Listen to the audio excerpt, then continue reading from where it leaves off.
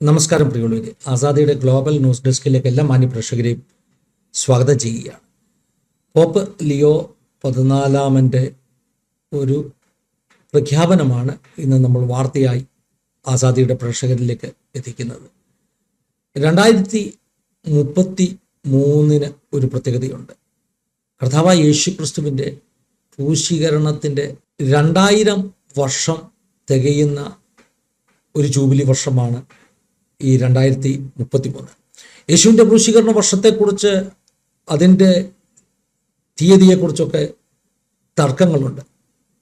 അതായത് AD 29 33 29-നും 33-നും ഇടയ്ക്കുള്ള പല വർഷങ്ങൾ യേശുവിൻ്റെ ക്രൂശീകരണ വർഷമായി സാധാരണ ആളുകൾ അവകാശപ്പെടാറുണ്ട്. എന്താണെങ്കിലും AD 29-നും 33-നും ഇടയിലുള്ള ഒരു സമയത്താണ് യേശുവിൻ്റെ ക്രൂശീകരണം സംഭവിച്ചത് എന്ന കാര്യത്തിൽ തർക്കമില്ല.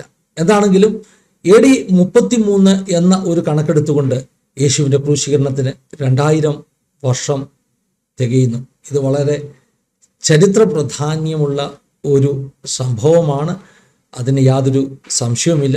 ലോകരക്ഷകൻ ഭൂമിയിൽ അവതരിച്ച് മാനവകുലത്തിനു വേണ്ടി ക്രൂശിക്കപ്പെട്ടതിൻ്റെ, തൻ്റെ ജീവൻ ബലി അർപ്പിച്ചതിൻ്റെ 2 സഹസ്രാബ്ദങ്ങൾ പൂർത്തിയാകുന്ന വർഷം. ക്രൈസ്തവ സമൂഹത്തെ സംബന്ധിച്ചിടത്തോളം ക്രൂശിലെ മരണം ഒരു വലിയ വിജയമാണ്.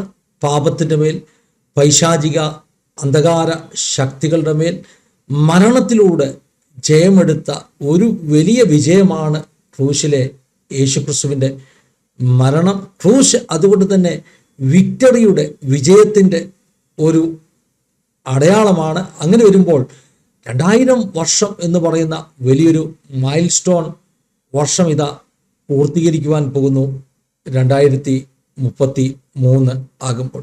അതുകൊണ്ട് തന്നെ 2026 മുതൽ അടുത്ത 7 വർഷങ്ങൾ ഈ 2000 ജൂബിലി വർഷമായി, അതിൻ്റെ ആഘോഷങ്ങളായി ലോകവ്യാപകമായി സഭകൾ ഒക്കെ വിവിധ തരത്തിൽ, ചിലർ ഇവാഞ്ചലൈസേഷന് ഇതൊരു വലിയ സമയമായി കാണുന്നു, മറ്റു ചിലർ പ്രാർത്ഥനയ്ക്കുള്ള സമയമായി കാണുന്നു, മറ്റു ചിലർ ഇതിന് സെലിബ്രേഷനുള്ള സമയമായി കാണുന്നു.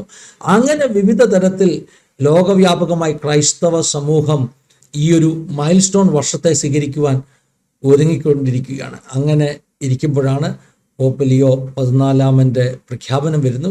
2033 2000 വർഷം തികയുന്ന ജൂബിലി വർഷം ലോകത്തിലുള്ള സകല ക്രൈസ്തവരും ഒന്നിച്ച് അതിനെ സെലിബ്രേറ്റ് ചെയ്യണം, ആഘോഷിക്കണം എന്നാണ് പോപ്പ് അനൗൺസ് ചെയ്തിരിക്കുന്നത്.